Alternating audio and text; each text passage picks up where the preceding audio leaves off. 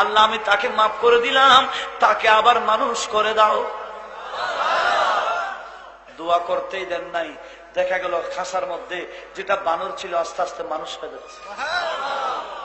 খাসা খুললো, মানুষ বের হয়ে তাড়াতাড়ি কদমে পড়লো। বাবা আমি গত বছর আপনার সাথে বিয়াদবি করেছি, আমি মনে করেছিলাম শিয়া সম্প্রদায় হকের মধ্যে আছে। না, যারা সিদ্দিক আকবরকে গালাগালি করে আমার এই পরিস্থিতি হয়ে গেছে, আমি একটা বছর বানর হয়ে গেছি, আমি ক্ষমা চাই। সেই শিয়ার দলে আমি নাই, আমি আপনাদের সুন্নিদের দলে চলে আসলাম। বলেন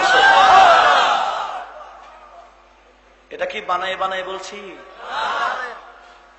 যারা বুঝে না রাসূল থেকে এখনো পাওয়া যায় কিনা, যারা বুঝে না পাওয়া, আল্লাহ তাদের বোঝার তৌফিক দান করুন। আমার রাসূল এখনো কবর শরীফে আছে কিনা, আবার কবর শরীফ থেকে উঠে যেখানে ইচ্ছে সেখানে যেতে পারে কিনা, কোন আসে কি অবস্থা আছে দেখে কিনা। অনেকে বলে জানে না, মারা গেছে, এরকম বলে না। তাদের একটা বড় মুরব্বীর কিতাব থেকে একটু বলবো। তাদের মুরব্বীর নাম হচ্ছে আনোয়ার শাহ আল কাশ্মীরি। ওনার কিতাবের নাম, যেটা বুখারী শরীফের ব্যাখ্যার কিতাব লিখেছেন, ওই কিতাবের নাম ফয়জুল বারি শরহে সহিহুল বুখারী। বোঝা যায়? সেই কিতাবে কয় পৃষ্ঠায় কত খণ্ডে, একটু আমার স্মরণ নামে একটু আপনাদেরকে নোট থেকে দেখে বলছি, খুব গভীর মনোযোগে শুনেন। সে আনোয়ার শাহ কাশ্মীরি, আনোয়ার শাহ কাশ্মীরি উনি নকল করেছেন যে আমার রাসূল মদিনা পাক থেকে, রওজা পাক থেকে আসতে পারে। বলেন না সুবহানাল্লাহ। ওনার ফয়জুল বারি এখানে নোট হচ্ছে, রেকর্ড হচ্ছে, সেজন্য আমি পৃষ্ঠার নম্বর সহ বলি। প্রথম খণ্ড 204 পৃষ্ঠা। ওহাবিদের বড় মৌলভী সাহেব, উনি বুখারী শরীফের ব্যাখ্যার কিতাবে ওই প্রথম খণ্ড 204 পৃষ্ঠায় নকল করেছেন। বিশ্ববিখ্যাত বিশ্ববরণ্য মুহাদ্দিস, যাকে সবাই মানে, যার নাম আব্দুল ওয়াহাব আশ-শারানী রাহমাতুল্লাহ আলাইহি, মিশরের অধিবাসী ছিলেন। এখন বর্তমানে মিশরের মধ্যে একটা বিশ্ববিদ্যালয় আছে কিনা? জামিউল আজহার। জামিউল, তখন এটা ছিল না। ওনারা মসজিদের বারান্দায় বসে বসে একজন মুহাদ্দিস থেকে বুখারী শরীফ পড়তেন। বলেন সুবহানাল্লাহ। ইমাম আব্দুল ওয়াহাব শারানী রাহমাতুল্লাহ আলাইহি ওনার আরো 7-8 জন নিয়ে একজন উস্তাদ থেকে কি পড়েন? আপনাদের বিরক্তি এসে গেছে? কোন শরীফ? বুখারী শরীফ পড়েন, নিয়মিত পড়েন। পড়তে পড়তে একদিন বসে আছেন, উস্তাদের জন্য শিক্ষক আসছেন না। ওনারা মনে মনে চটপট করে, হায় রে, আজ তো বুখারী পড়তে পারবো না মনে হয়, আজ রাসূলের হাদিস পড়ার সুযোগ হবে না মনে হয়, উস্তাদ তো আসছেন না। এভাবে মনে চটপট চটপট করছে। হঠাৎ করে দেখলেন এক নূরানী সেকেলের মানুষ এসে উস্তাদের আসনে বসে বুখারী শরীফ আজকে যেখান থেকে শুরু হবে সেই পৃষ্ঠা উল্টায়ে, কেউ ধরে দেয় নাই, ওই পৃষ্ঠা উল্টায়ে বুখারী শরীফ পড়া আরম্ভ করে দেন। ইমাম আব্দুল ওয়াহাব শারানী বলেন, কিরে, ইনাকে তো কখনো দেখি নাই, ইনি তো আমাদের উস্তাদ নই। আর আমাদের উস্তাদ পড়াতে পড়াতে কয় পৃষ্ঠা পর্যন্ত গেছেন, আজ ইনি দেখি সেই পৃষ্ঠা থেকে শুরু করেছেন। বলেন সুবহানাল্লাহ। নিয়মিত উস্তাদ যতক্ষণ পড়ায় উনিও ততক্ষণ পড়ালেন, দোয়া খায়রাত করে চলে যাচ্ছেন। আব্দুল ওয়াহাব শারানী মনে মনে বলেন, হ্যাঁ রে, উনি তো একদিনের হলো তো উস্তাদ, একটু পরিচয় নেওয়ার তো দরকার আছে। বলি সুবহানাল্লাহ। দৌড়ে বের হয়ে গেলেন, দৌড়ে গিয়ে কদম ধরে ফেললেন, হুজুর, আমাদের হুজুর কই, আপনি কেন আসছেন, আপনি কে, একটু পরিচয় দেন না। আব্দুল ওয়াহাব শারানীকে ওই নূরানী সেকেলের মানুষ বলে, আই যে আব্দুল ওয়াহাব, তোমাদের টিচার অসুস্থ, তোমার টিচার অসুস্থ হয়ে গেছে, উনি শোয়া থেকে উঠতে পারেন না। তোমাদের অন্তর আমি দেখেছি, যার হাদিস পড়ার জন্য তোমাদের অন্তর ছটফট করছিল, আমি সেই মদিনাওয়ালা রাসূল, মদিনা রওজা পাক থেকে তোমাদের কলব দেখেছি।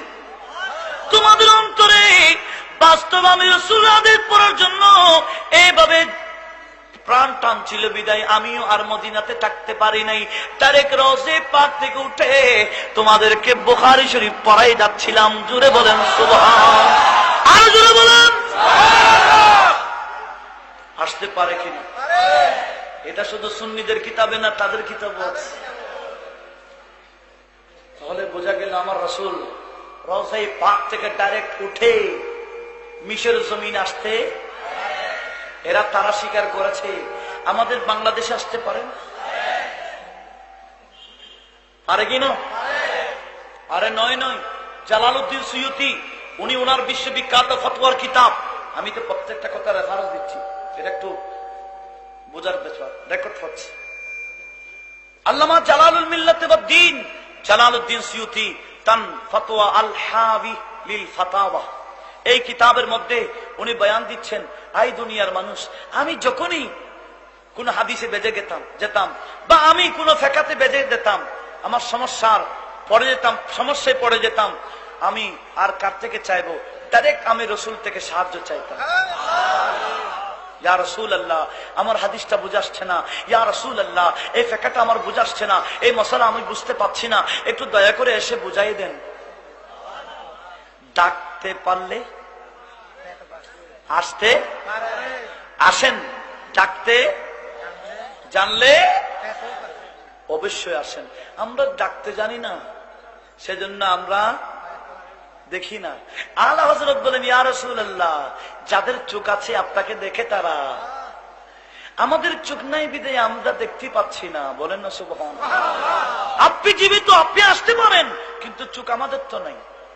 উনি কাব্য আকারে বড় সুন্দর করে বলেছেন, তু জিন্দা হে ওয়াল্লাহ, তু জিন্দা হে ওয়াল্লাহ, তু জিন্দা হে ওয়াল্লাহ, তু জিন্দা হে ওয়াল্লাহ, মেরে চश्मे आलम से चुप जाने वाले, चुप जाने वाले।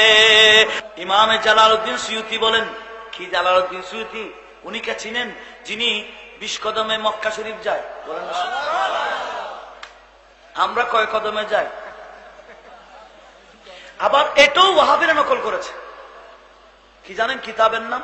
সফরুল মুহাসসিলিন বি আহওয়ালিল মুসান্নিফিন। এটা বের করেছে দেওবন্দ মাদ্রাসা থেকে, লেখকের নাম হানিফ গঙ্গোহী। উনি জালালউদ্দিন সুয়ুতির জীবনী লিখতে গিয়ে বলেন, কি বলে জানেন? একদিন জালালউদ্দিন সুয়ুতি ছাত্রদেরকে নিয়ে জুমার নামাজ আদায় করে ছাত্রদেরকে বললেন, এ আমার ছাত্ররা, জোহরের নামাজ তো পড়েছি, আমার ইচ্ছে যাচ্ছে একটু খানায় কাবা গিয়ে আসরের নামাজ পড়বো। অথচ ওনার বাড়ি থেকে কাবা শরীফ যেতে লাগবে 1 মাস। কয় মাস? উনি বলেন, জোহরের নামাজ তো পড়েছি, আসর কোথায় পড়বো? তোমরা কি যাবে? ছাত্ররা বলে, যাবে মানে? আপনারা বলেন, যদি কেউ বলে এখন এই মুহূর্তে খানায় কাবা যাবো, যাবেননি? কেউ না বলবেননি? ছাত্ররা বলে না, হুজুর অবশ্যই যাব, আমরা রেডি হয়ে আস। এরকম রেডি হয়ে আসলেন, এহরামের মতো কাপড় পরলেন, কাপড় পরে রেডি। বলে, ঠিক আছে বাবারা, খানে কাবার দিকে মুখ করো। এগুলা নকল করে ওয়াহাবিরা। বলেন না সুবহানাল্লাহ। খানে কাবার দিকে মুখ করো, মুখ করলেন। বাবা সবাই চোখ বন্ধ করো, চোখ সবাই বন্ধ করলেন। বলে, কদম বাড়াও, 1 কদম 2 কদম গনে গনে বাড়াবা, এরকম বড় বড় করে 1 2 এরকম আরবিতেরই গনে গনে সামনে যাচ্ছে। এরকম গনতে গনতে যখন 27 কদম গনলেন, হযরত আল্লামা জালালউদ্দিন সুয়ুতি বলেন, বাবারা এখন চোখ খুলতে পারো। কয় কদম? চোখ খুলেছেন, দেখলেন একটা কবরস্থান। বাবারা, এই কবরস্থান কোনটা জানো? বাবা, হুজুর জানি না। এটা আর কি মক্কায়ে মুআজ্জামার প্রসিদ্ধ কবরস্থান, যেটার নাম জান্নাতুল মুআল্লা। এখানে আমাদের মা খাদিজাতুল কুবরা রাদিয়াল্লাহু তাআলা আনহার মাজারে পাক আছে। একটু বলি না সুবহানাল্লাহ। আমার কাছে একটা কিতাব আছে, কিতাবের নাম ইন্নাহা ফাতেমাতুজ জাহরা। এই কিতাবে দেখলাম 1 পৃষ্ঠার মধ্যে মাকামে কদিম, মাকামে জদিদ, পুরাতন স্থান, নতুন স্থান বলে 1টা-2টা পটু দিল। পটুর মধ্যে দেখলাম যে খাদিজাতুল কুবরার মাজারে পাক গম্বুজ সহকারে ছিল। বর্তমানে মাটির সাথে মিশে দিয়েছে, এই পটুও আছে। উহুদের ময়দানে আমির হামজা রাদিয়াল্লাহু তাআলা আনহুর মাজার গম্বুজ সহকারে ছিল, এখন বর্তমানে মাটির সাথে মিশে দিয়েছে, এই পটুও আছে।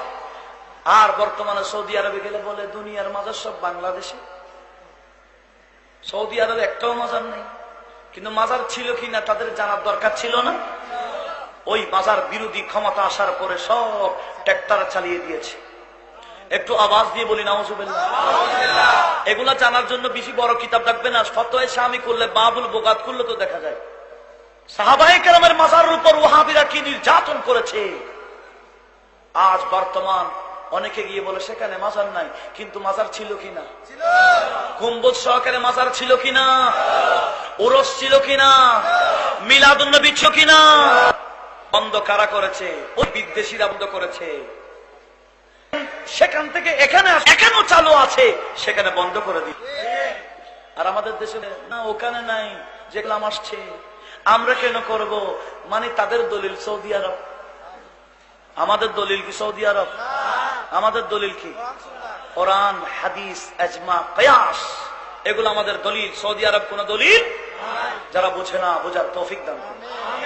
আপনাদের বিরক্তের আগে মনে ফাঁকে ফাঁকে উঠে এগুলো জানার দরকার আছে না? কি বলতে চাচ্ছিলাম?